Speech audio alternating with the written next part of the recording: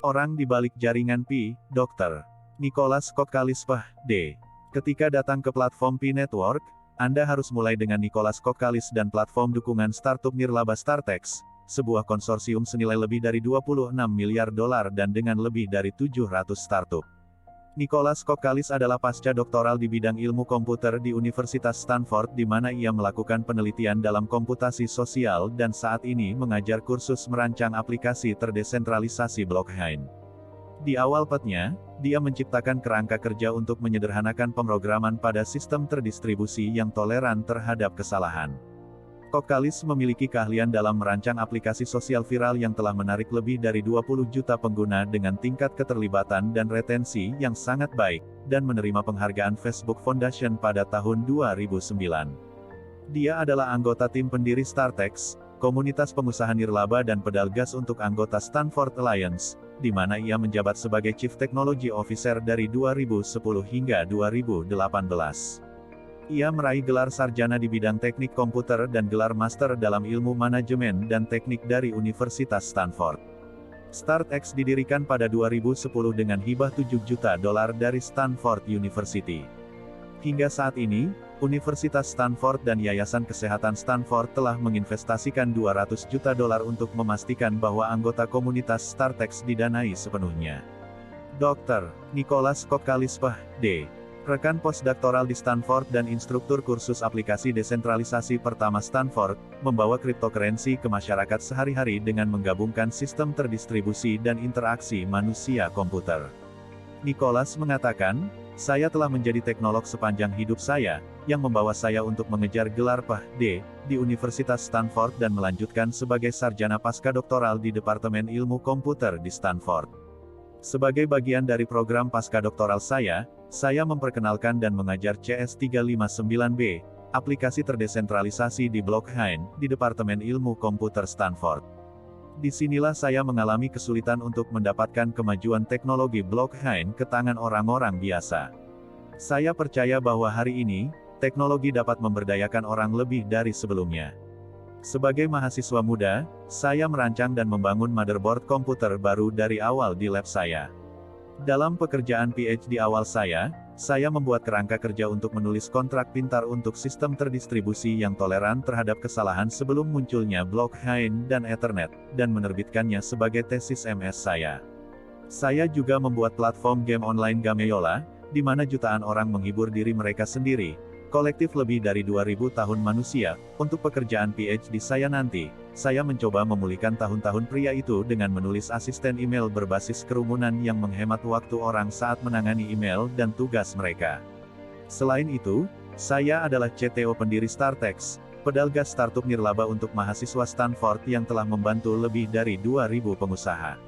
Apa itu Startex? Startex menyatukan lebih dari 1.200 pengusaha serial, pakar industri, profesor tetap Stanford, dan lebih dari 700 startup tahap pertumbuhan yang didanai dengan baik, termasuk Lime, Brand, Live 360, IPO Point, Patreon, Kodiak Sciences, IPO, dan banyak lagi. Kami percaya bahwa sebagai wirausahawan, kami dapat mencapai lebih banyak secara keseluruhan daripada yang kami dapat sebagai individu. Sebagai sebuah komunitas, tujuan kami adalah menemukan cara inovatif untuk berkolaborasi sehingga setiap perusahaan kami dapat memberikan dampak positif jangka panjang bagi dunia. Hasilnya, kami merancang komunitas Startex, komunitas untuk pendiri yang tidak harus melepaskan haknya. Saat ini, setelah 11 tahun berdiri, Startex memiliki lebih dari 700 jenis perusahaan dengan lebih dari 1.300 pendiri, banyak di antaranya telah tumbuh menjadi unicorn yang cukup kuat.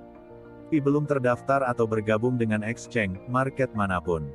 Pi sekarang mulai booming jadi banyak market exchange yang sengaja membuat hoax agar exchange, market mereka banyak penggunanya, jadi dimohon kepada semua user, agar lebih bijak menyikapinya. Untuk info. 1. Pi yang asli belum mempunyai harga. 2. Pi yang asli mempunyai BLOCKCHAIN sendiri. 3. Pi yang asli baru diluncurkan mainnet tertutup. 4. Pi yang asli belum mengadakan KYC massal. 5. Pi yang asli tidak ada hubungannya dengan Telegram airdrop atau bots manapun. 6.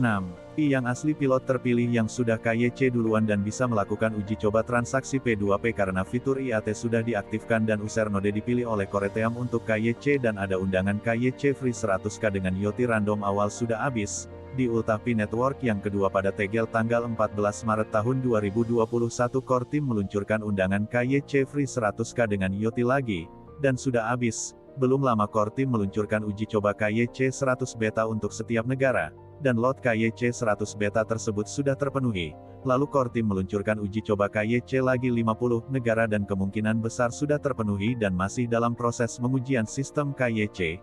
Kemungkinan besar Core Team akan meluncurkan KYC uji coba lagi jika dianggap sistem KIK belum berjalan normal untuk digunakan dalam proses KYC massal. Tapi jika sistem KYC sudah dianggap berjalan lancar, maka Core Team akan langsung meluncurkan KYC massal. Pionir yang belum KYC, ditunggu saja KYC massal diluncurkan. Semua pionir akan bisa ikut proses KYC. 7. Pi yang asli tidak pernah meminta no rekening siapapun dengan cara apapun. 8. Pertanyaan, berapa lama pionir harus menunggu persetujuan setelah menyerahkan dokumentasi KYC mereka? Jawaban, waktu pemrosesan dapat bervariasi tergantung pada beberapa faktor.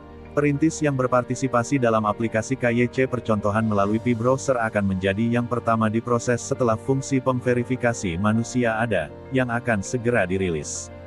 Tujuan memiliki KYC percontohan bukan hanya agar perintis mendapatkan persetujuan tetapi juga untuk meningkatkan aplikasi KYC itu sendiri. Setelah validator dapat memverifikasi aplikasi di aplikasi KYC, kemajuan aplikasi akan bergantung pada ketersediaan validator terpercaya per negara, mulai dari beberapa hari hingga beberapa minggu.